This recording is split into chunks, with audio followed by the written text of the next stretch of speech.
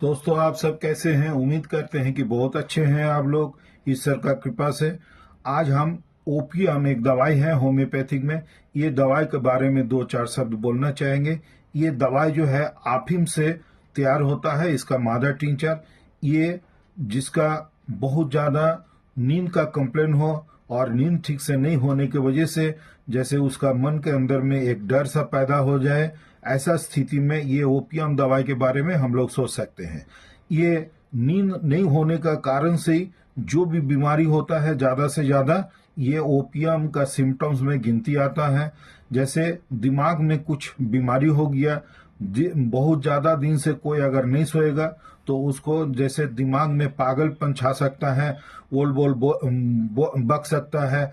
इसके बाद में उसका बातचीत का जो संतुलन है वो खो सकता है।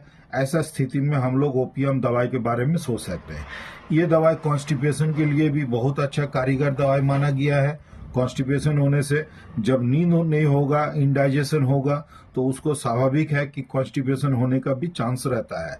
इसलिए हम लोग ओपियम दवाई उस मरीज को खिला सकते हैं। इसके बाद में जैसे नींद नहीं हुआ तो ब्रेन में अगर उसका लैक ऑफ ऑक्सीजन हो जाए तो वो अचानक से बेहोश होकर अगर गिर जाए, तो ऐसा स्थिति में भी हम लोग ओपियम दवाई के बारे में सोच सकते हैं।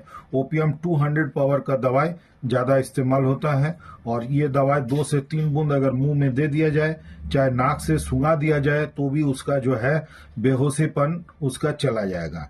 मिर्गी आप लोग जानते हैं, एपिलेप्सी भी बोला जाता है।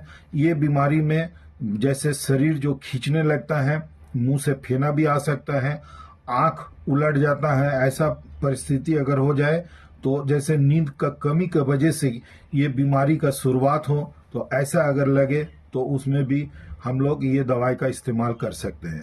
स्त्री रोगों के बारे में आप लोग जानते हैं, जो जैसे मेंस का कोई प्रॉब्लम हो, ठीक से नहीं हो रहा हो, नहीं होने की वजह से अगर पेट में दर्द उर्द हो जाए, तो ये सब परिस्थिति में भी हम लोग ओपियम दवाई दे के मरीज को ठीक कर सकते हैं।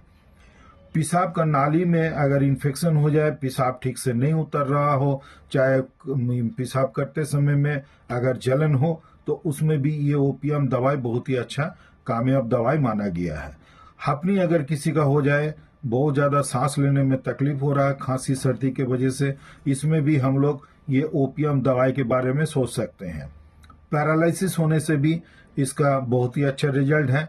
जब नींद सही से नहीं होता है, शरीर में कमजोरी छा जाता है, ऑक्सीजन का कमी हो जाता है, ब्लड सप्लाई कम हो जाता है, तो ऐसा स्थिति में अगर पैरालिसिस किसी का हो जाए तो उसमें भी हम लोग ये ओपियम दवाई इस्तेमाल कर सकते हैं।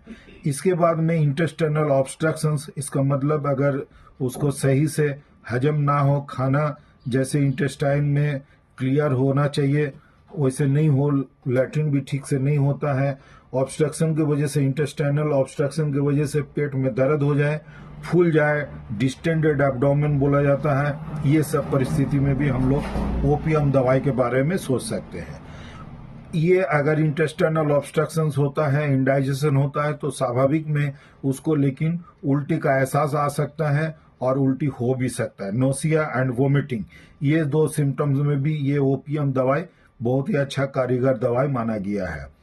इसी की वजह से अगर देखा जाए तो अगर नींद ना हो, इंटेस्टाइनल ऑब्स्ट्रक्शंस हो जाए, तो उसको डायरिया भी प्रॉब्लम हो सकता है। इंडाइजेशन को वजह से हो सकता है कि उसको बार बार लैट्रिन जाने पड़े। ऐसा स्थिति में भी हम लोग लेकिन ये दवाई का इस्तेमाल कर सकते हैं।